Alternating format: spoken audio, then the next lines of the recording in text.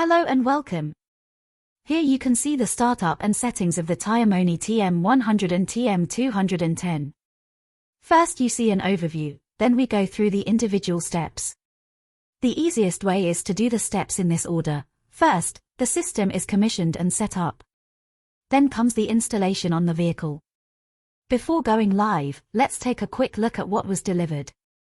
You should have the following in front of you: the display device, 2 AAA batteries, the cigarette lighter cable, a suction cup holder, for sensors, for CR1632 button cells, for anti-theft rings and an Allen key.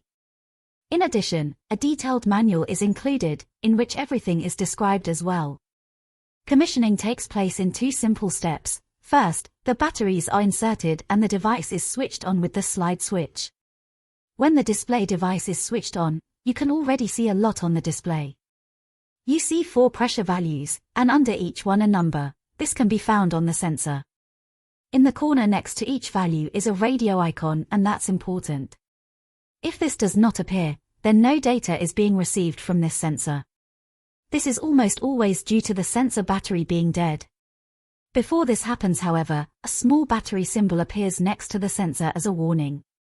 In the middle is the display of the pressure unit and an antenna symbol. This flashes when data is received. There are 3 buttons to the right of the window. The top button takes you to the menu and settings, and you can mute the warning tones. With the middle button you can display the temperature values of the sensors. The corresponding measurement unit then appears in the middle. The bottom button turns on the backlight. Now comes step 2, insert the batteries into the sensors one after the other. Now each sensor reports to the display device one after the other, and it beeps every time a sensor is detected. At the same time, the radio symbol appears in the corner next to the displayed value. Of course, it's still 0 now because the sensors don't detect any pressure. When all 4 sensors have reported and are connected, you can set the device according to your requirements. To do this, press the top button for 5 seconds and the device goes to the settings menu. First, the pressure unit is set. The default is kPa, and a short press on one of the lower buttons takes you to the next or previous unit. You can choose between kPa, psi, bar and kilograms per square centimeter. If that is suitable, a short press of the top button will take you to the next setting for the temperature unit. Use the 2 bottom buttons to choose between Celsius and Fahrenheit. The next short press on the top button will lead to the setting of the lower pressure warning threshold for the first axle. The default is 1.79 bar, and you can use the bottom buttons to increase or decrease the value until it suits you. We recommend approximately 3 to 5 psi below your cold inflation pressure. The next setting, short press on top button, leads to the setting of the upper pressure warning threshold for the first axle.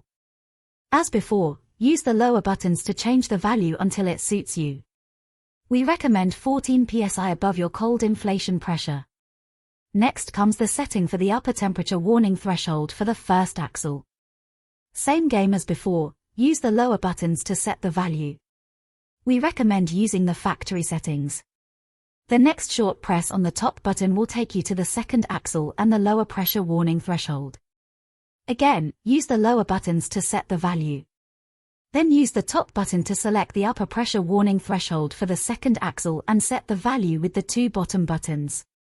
Last but not least, press the top button again and you get to the temperature warning threshold for the second axle. Set as desired or leave the defaults.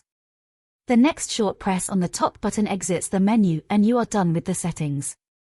Now screw the sensors onto the valves. 1 is front left, 2 is front right, 3 is rear left and 4 is rear right, and look for a nice place in the cockpit for the display device. With the suction cup holder you can attach it anywhere on a flat surface. If you want, you can install the anti-theft device with the sensors. This is optional and not a requirement for the function of the system. First, the anti-theft ring is placed over the valve with the contour facing outwards. Then the sensor is screwed on. The anti-theft ring is pressed onto the sensor from below and turned until the contour snaps into place on the sensor, and then the Allen screw is tightened. Please do not screw too tight, otherwise you might damage the valve.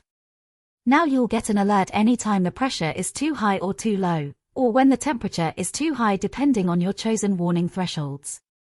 The sensors go into sleep mode if the vehicle is stationary for more than 20 minutes. They wake up again when you've driven a few meters. The display also switches to sleep mode after about 20 minutes of inactivity to save battery. Finally, a function that you will probably only need very rarely, in order to pair a new sensor. If one should be defective or lost, you press the top button for a longer time. After 5 seconds the settings mode appears. Keep pressing for 5 more seconds and the display will enter the learning mode. In this mode LEN is displayed in all 4 positions. If you now insert the battery into a sensor, it will be paired at its position, respectively sensor number, and the previously connected sensor will be replaced. Have fun and always have a safe journey with your new TireMoni.